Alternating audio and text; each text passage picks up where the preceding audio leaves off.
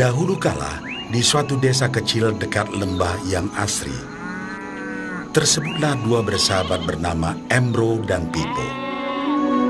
Mereka adalah tipe pemuda yang berambisi untuk menjadi orang terkaya di desanya. Mereka kerap membicarakan impian dan ambisi mereka itu akan kekayaan, kehidupan, dan gaya hidup yang ingin mereka miliki nantinya. Mereka tidak takut untuk bekerja keras, hanya saja mereka masih belum mendapatkan kesempatan untuk dapat mewujudkan cita-cita mereka. Tanpa putus asa, mereka terus mencari dan mencoba gagasan-gagasan baru untuk mendapatkan kesempatan tersebut.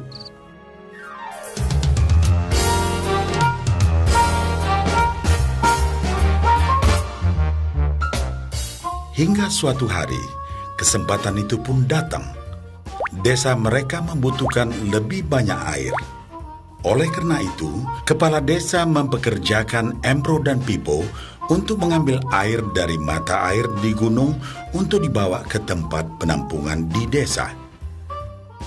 Mereka akan dibayar sesuai dengan banyaknya air yang dapat mereka bawa. Maka mereka berdua pun menyambut dengan baik kesempatan ini. Embro dan Pipo pun segera melaksanakan pekerjaan tersebut dengan bersemangat. Setiap hari, sejak pagi hingga sore, mereka bergegas menuju mata air dengan membawa ember masing-masing. Mereka bekerja keras untuk membawa air sebanyak mungkin ke tempat penampungan air di desa.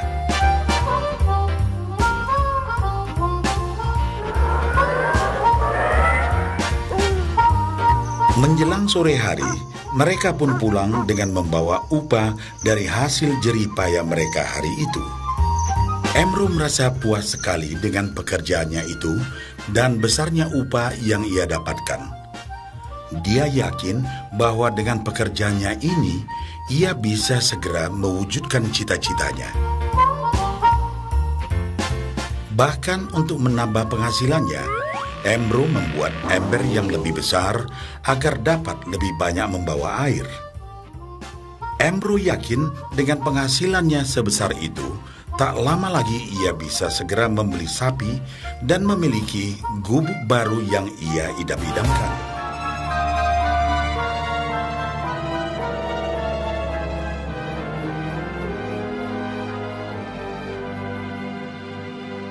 Lain halnya dengan Pipo.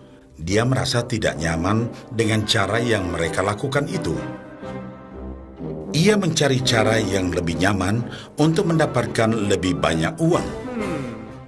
Suatu hari, Pipo mendapat sebuah gagasan.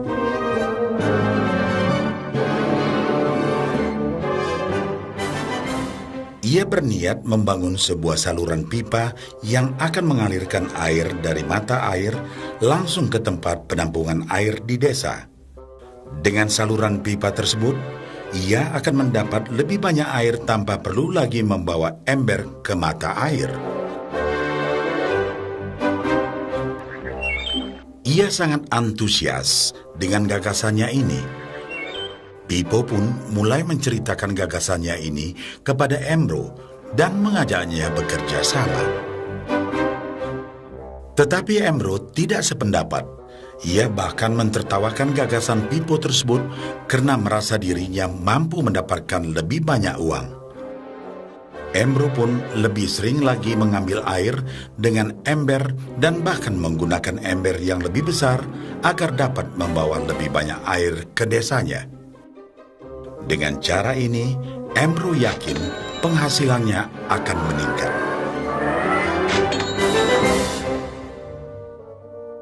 Pipo akhirnya memutuskan untuk mewujudkan sendiri gagasannya itu. Dia mengerti bahwa tidaklah mudah untuk membangun dan menyelesaikan saluran pipa tersebut. Dibutuhkan beberapa tahun untuk bisa menyelesaikan dan menikmati hasilnya.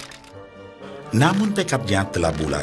Ia pun tetap bekerja mengangkat air dengan ember setiap hari seperti biasa. Tetapi di akhir minggu dan setiap ada waktu luang, Pipo bekerja keras menggali tanah yang banyak berbatu untuk membangun saluran pipanya. Pada bulan-bulan pertama, hasilnya hampir tidak kelihatan. Orang-orang desa mulai banyak mentertawakan dan mencemooh Pipo. Mereka menjulukinya Pipo si manusia saluran pipa.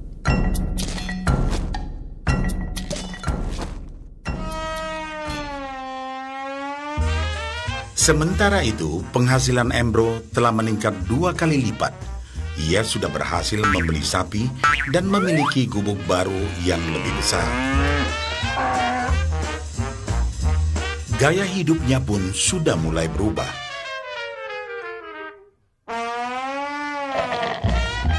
Ia sering menghabiskan waktu sepulang kerja di bar, menikmati hasil jerih payahnya mengangkat ember.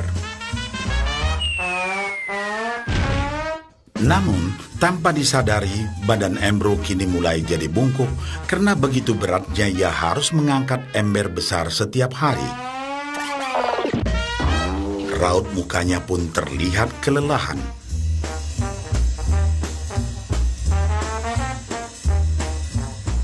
Semakin hari, semakin sedikit air yang dapat dibawanya karena tenaganya berkurang seiring bertambahnya usia.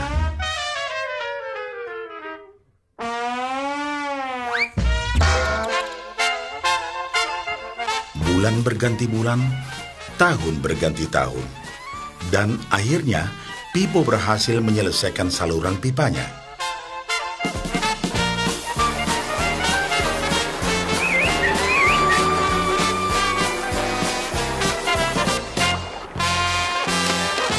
Kini, tanpa perlu bersusah payah mengangkat ember, Pipo akan mendapat lebih banyak uang berkat air yang terus mengalir memenuhi tong-tong air di tempat penampungan.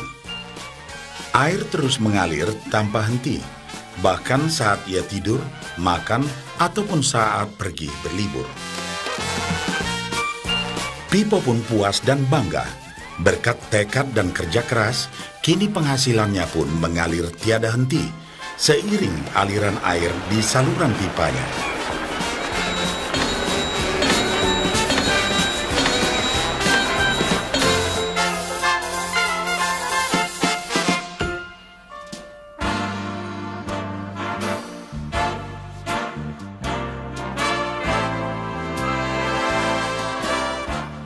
Setelah melihat cerita Embro dan Pipo, kita sadari bahwa cerita mereka menggambarkan kehidupan kita.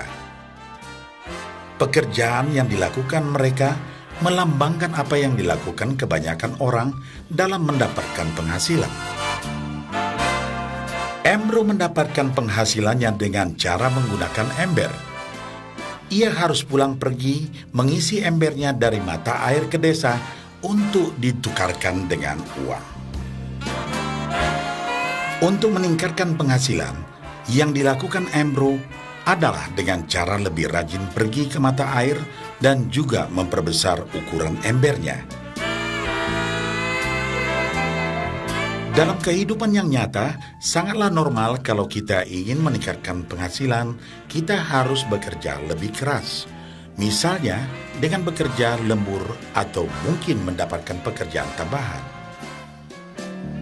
Kita juga dapat memperbesar ember kita, yaitu dengan menerima posisi pekerjaan yang lebih tinggi. Sebagian besar dari kita menukarkan waktu kita untuk mendapatkan uang. Seperti juga Embro, kita pun memiliki waktu yang terbatas untuk dibarterkan menjadi uang. Dan kita tahu, setiap orang hanya memiliki 24 jam per hari, dan tidaklah mungkin kalau kita membarterkan seluruh waktu kita untuk bekerja. Dan yang lebih sulit lagi, yaitu jika kita tak mampu lagi membarter waktu kita, karena alasan usia, kesehatan, ataupun alasan lainnya sehingga penghasilan kita terhenti sama sekali. Tetapi coba perhatikan apa yang dilakukan Pipo. Secara bijaksana, Pipo tidak membarterkan seluruh waktunya hanya untuk mendapatkan penghasilan yang terbatas. Tetapi dia menggunakan sebagian waktu yang dimilikinya untuk membangun saluran pipa, karena dia tahu bahwa saluran pipa ini akan mendatangkan penghasilan yang berkesinambungan tanpa dia harus membarterkan seluruh waktunya. Dia tahu bahwa suatu hari nanti, mungkin karena alasan usia atau kesehatan, dia akan tidak dapat lagi membarterkan waktunya dengan uang. Sedangkan bila ia mampu mewujudkan gagasan saluran pipanya itu, dia hanya perlu bekerja keras sekali saja untuk membangun saluran pipa. Setelah saluran pipa selesai, maka penghasilan akan terus mengalir bagi Pipo. Pipo telah menunjukkan kepada kita bahwa untuk mendapatkan penghasilan, kita tidak selalu harus dengan cara barter waktu dengan uang. Ada cara lain yang lebih baik. Bagaimana dengan Anda?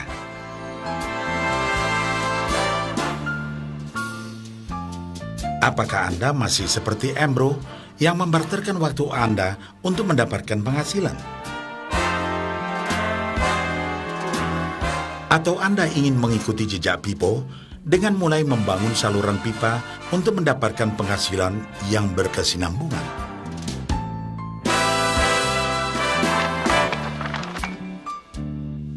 Jika Anda tertarik dengan gagasan saluran pipa, hubungi orang yang meminjamkan VCD ini agar Anda dapat segera mulai membangun saluran pipa penghasilan Anda saat ini juga.